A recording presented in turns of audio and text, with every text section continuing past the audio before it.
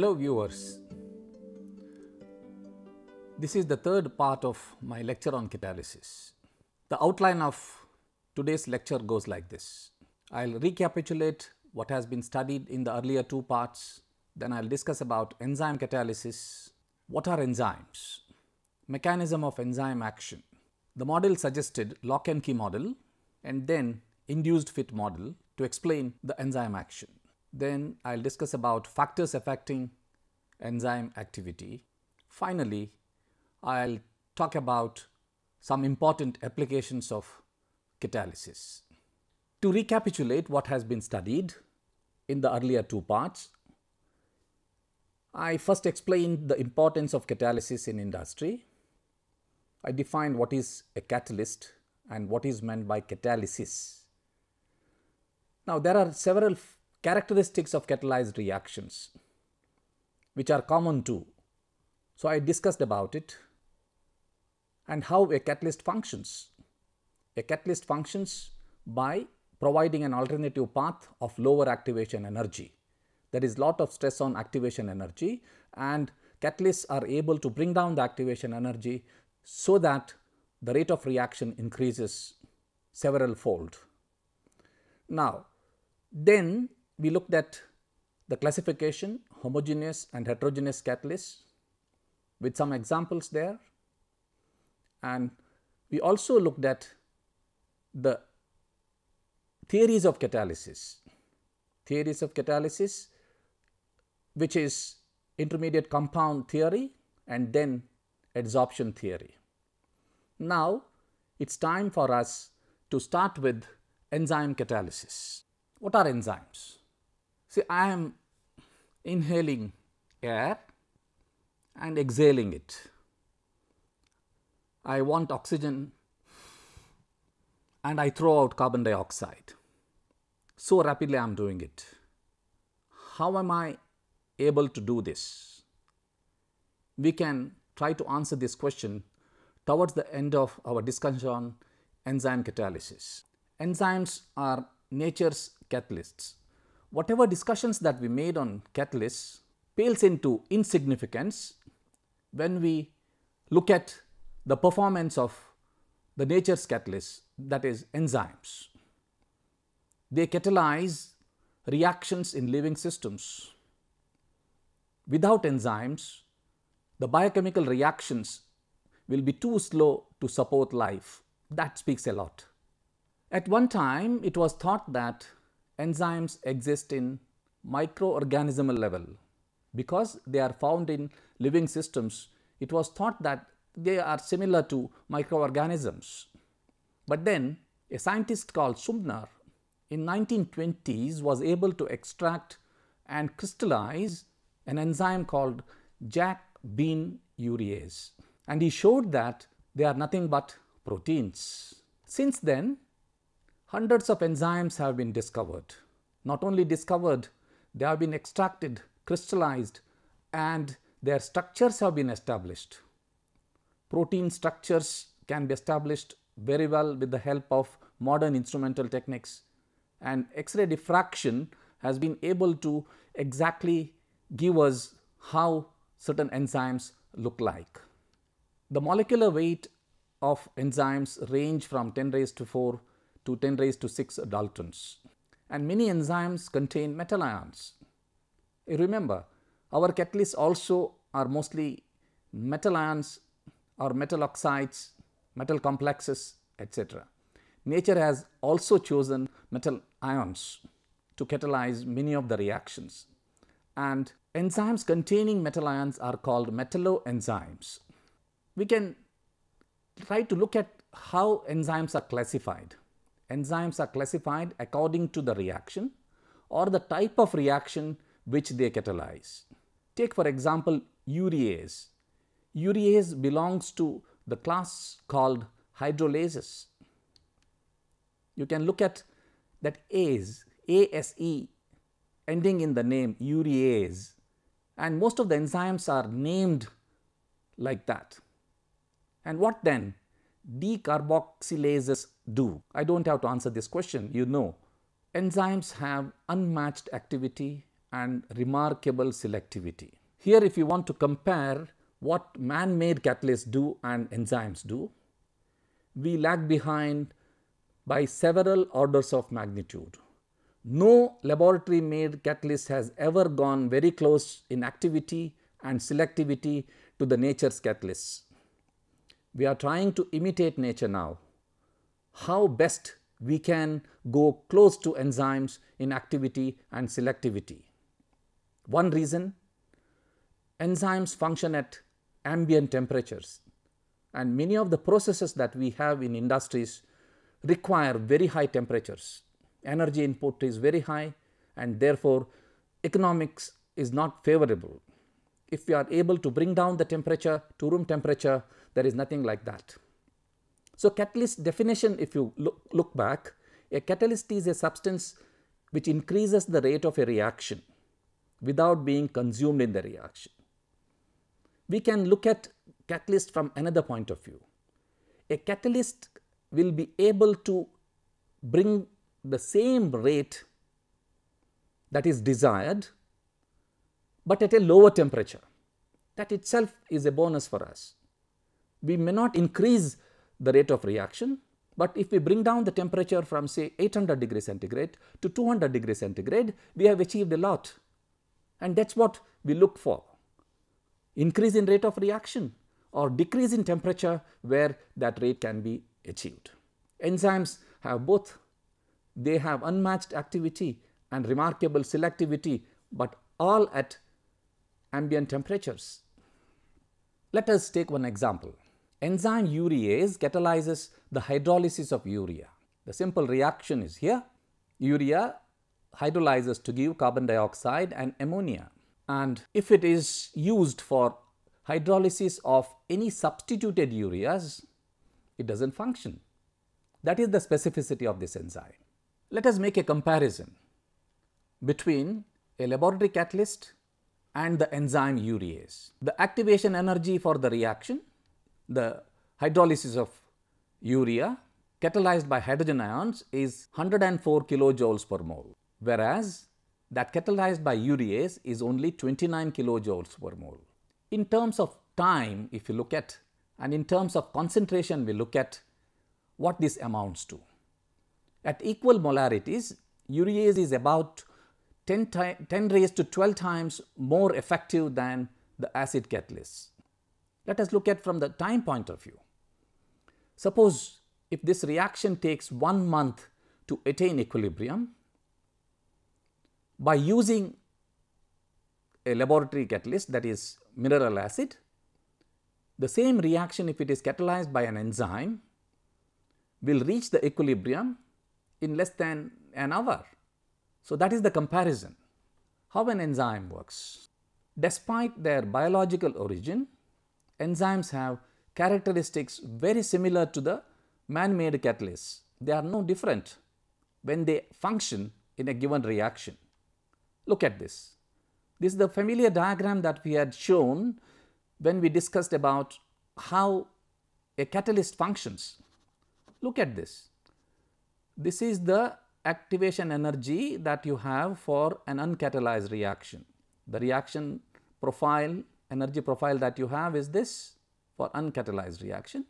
For the catalyzed reaction, we have the dotted line. The energy of activation for a catalyzed reaction is much smaller than the energy of activation for an uncatalyzed reaction. That exactly applies to even enzyme catalysis. So, they are no different from the laboratory made catalysts. Interestingly, the enzymes that are available in nature can be extracted from their source, purified, crystallized, and we can use them to catalyze reactions that are important in industries. The same way, they will give us similar activity and selectivity. But then there is one hitch here. We should be very particular about the conditions. Why? Because enzymes are proteins after all. And proteins we know are very sensitive to changes in temperature, and the environment, especially the pH. If the pH drifts much away from the optimum pH, the enzymic activity is killed totally. Similarly, as the temperature increases beyond 50, then the enzyme activity dies down. This is because the denaturation of proteins. It loses its structure and thereby its activity. Mechanism of enzyme action. Simplest scheme to explain enzyme action is given by Michaelis-Menten mechanism. E plus S gives us ES, which then in turn gives us E plus P. What does this mean? E stands for enzyme, S stands for substrate, and ES stands for enzyme substrate complex, which then decomposes to give back the enzyme. It is free to take up another molecule and we get our product. This sounds familiar. This is exactly what we try to explain in intermediate compound theory. The catalyst reacts with one or more of the reactants to give an intermediate compound. In place of that compound, if we put enzyme substrate complex, everything falls in line, very similar. And kinetics of enzyme catalyzed reactions are mainly based on Michaelis-Menten mechanism. To explain how enzymes are so specific in their action, a model has been proposed which is called the lock and key model. You can clearly look at it. Enzyme, the site of binding in the enzyme and the shape of the incoming molecule match exactly, like a key fits a lock, and with that key only the lock can be opened.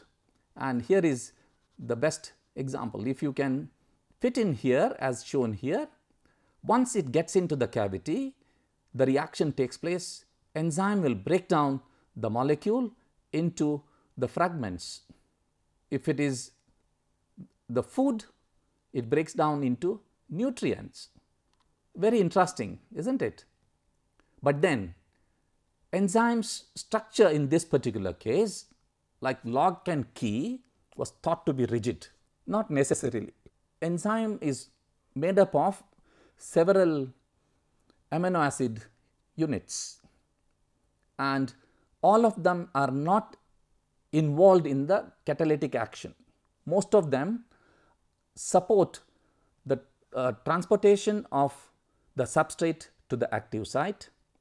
Only a few amino acid residues are involved in the actual catalytic process. But then there are enzymes which show relative specificity, not necessarily for one molecule, a group of related molecules. In order to explain that, where the shapes of the molecules are slightly different, we have to go for some flexibility to the enzyme structure that we can see in the induced fit model. It need not match exactly, but it should adapt slightly to the incoming molecule. That is the essence of induced fit model. Now, there are several factors affecting enzyme activity. We have seen factors affecting the catalytic action in our laboratory made catalyst. Similarly, there are factors which influence enzyme activity. Concentration of the substrate. We are keeping the concentration of the enzyme constant and then vary the substrate concentration. When the substrate concentration is low, activity is low, and as the substrate concentration is increased, the activity starts leveling off and finally reaches a maximum, at which we have maximum activity. Why this happens? Initially, many of the enzymes active sites are vacant, and as you increase the substrate concentration, most of these active sites starts functioning, and then a stage comes because of limited availability of enzyme where we have kept its concentration constant. All the sites become saturated, they become functional. The substrate molecules beyond a particular concentration have to wait for their turn to get into the cavity and react. The other important factor that we have is the concentration of the enzyme itself. In studying this, we keep the substrate concentration constant, and let us look at how it varies. The activity of the enzyme, otherwise it is the rate of reaction in normal terminology, it will increase linearly with the increase in concentration of the enzyme, because you are making more and more active sites available for the substrate that is present, and as the enzyme concentration increases, the rate of reaction therefore increases. The third factor that influences the enzyme activity is the temperature, about which we have just made a mention earlier. How it affects? At lower temperatures and at higher temperatures, enzyme activity is almost nil. As the temperature increases, the enzyme activity increases, reaches an optimum activity, and the temperature is optimum temperature, and beyond which the denaturation of enzyme begins. Activity goes down drastically and falls off. Enzyme becomes totally inactive. Therefore, whenever we use enzyme, we have to have the temperature control within or in the vicinity of the optimum temperature. And the fourth factor that influences enzyme activity is the pH of the medium. Biological fluids have different pH, enzymes have to function, and if you look at how pH influences enzyme activity, again you have an optimum pH at which the activity of the enzyme is maximum. On either side, the activity drops down sharply. So, enzyme will function in the vicinity of the optimum pH, but in this particular case you have optimum pH depending on where this enzyme resides. Different enzymes have different pH, optimum pH values. You can see here 2, 7, 10, and different enzymes have different pH values, the narrow range in which they are stable and they are functional. It is now time for us to look at some examples. First, look at an important example of homogeneous catalysis using soluble metal complexes. It is the Wilkinson catalyst for hydrogenation of olefins. The catalyst is rhodium triphenyl phosphine complex, a very successful catalyst because it is able to bring about this reaction under ambient conditions. And after the success of this catalyst, again there is interest in homogeneous catalysts. Why? Because their properties can be tailor-made. We have many parameters to control so that we get desired activity in the metal complex. What are they? The metal and its oxidation state. You have a choice of metals and with varied oxidation states. You can choose a ligand, you can choose its polarity, chiral ligand if you want enantioselectivity. Metal to ligand ratio can vary in designing the complex, and since these catalysts are used in solution, you can choose the solvent, you can vary the polarity of the solvent. Industry has applications of catalysis in food industry. The best example that we have is the hydrogenation of oils. You remember dalda? It's margarine that you use these days. You have industry which manufactures fine chemicals. We have pharma, dyes, cosmetics, etc. Then we have petroleum industry where we carry out cracking reactions and reforming reactions in order to get desired products. Cracking means breaking down larger molecules into small molecules. Reforming means say cyclohexane to benzene. And then petrochemical industry, and you have a host of monomers that are used in synthesizing polymers like styrene, caprolactam. Caprolactam is the monomer for nylon 6. Now, this is a classic example of the success of heterogeneous catalysis. Manufacture of ammonia, which caused revolution as far as agriculture is concerned. The food problem of the world was almost solved because of this one simple reaction, and this reaction is exothermic. So, we prefer low temperature and high pressure to carry out this reaction. The catalyst is iron based catalyst. We use magnetite for its synthesis, but then you have a large number of promoters that are added to this formulation: potassium oxide, alumina, calcium oxide, silica, magnesium oxide, and then some oxides in trace amounts: titanium, zirconium, vanadium.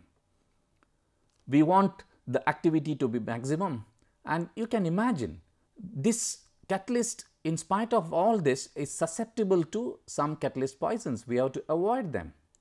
And then if you look back, more than 100 years ago, this formulation was patented and it is still in use.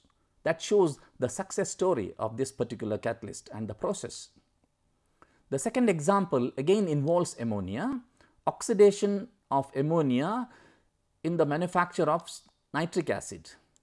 The steps involved in the reaction are these, and here we use the platinum sponge initially, that was patented in the year 1838. Then it was found that it is not that suitable. A platinum gauze was used, very fine mesh with apertures 1050 apertures per square centimeter.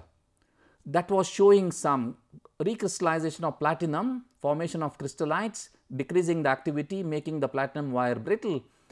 A platinum rhodium alloy is used with about 10% rhodium in it, and then this reaction is exothermic, and therefore once heated it can be self-sustaining. The contact time being very low, we are using a wire mesh, and that has to be supported on a ceramic support for the success. And most important of an example is the catalytic converter. It we come across in day-to-day life. Automobile pollution has been got over to a great extent by the use of the catalytic converter, because the automobile exhaust contains polluting gases like carbon monoxide, oxides of nitrogen, and unburnt hydrocarbon. How to get rid of it? Use a catalytic converter. What it does? It brings about three reactions. That's why it is called three-way catalyst. Platinum, palladium, rhodium on alumina as a wash coat supported on cordierite monolith is fitted in a small container which is fitted to the exhaust, through which the exhaust gases pass. And the two reactions that it carries out, two are oxidation reactions, where carbon monoxide is oxidized to carbon dioxide, hydrocarbons are oxidized to carbon dioxide and water, and oxides of nitrogen are then reduced to nitrogen. Thereby we eliminate all the pollutants that are present. Now I ask you a question. Have you got the PUC done to your vehicle? Now we come to the end of the lecture on catalysis. Let me summarize what we studied today. We studied catalysis from the starting point in earlier lectures and came to enzyme catalysis in this lecture, in which we discussed what are enzymes, mechanism of enzyme action, lock and key model to explain enzyme action, induced fit model to account for the flexibility of the structure of enzyme, and then factors affecting enzyme activity. Finally, we looked at applications of catalysis. That brings us to the end of our lectures on catalysis. Thank you very much.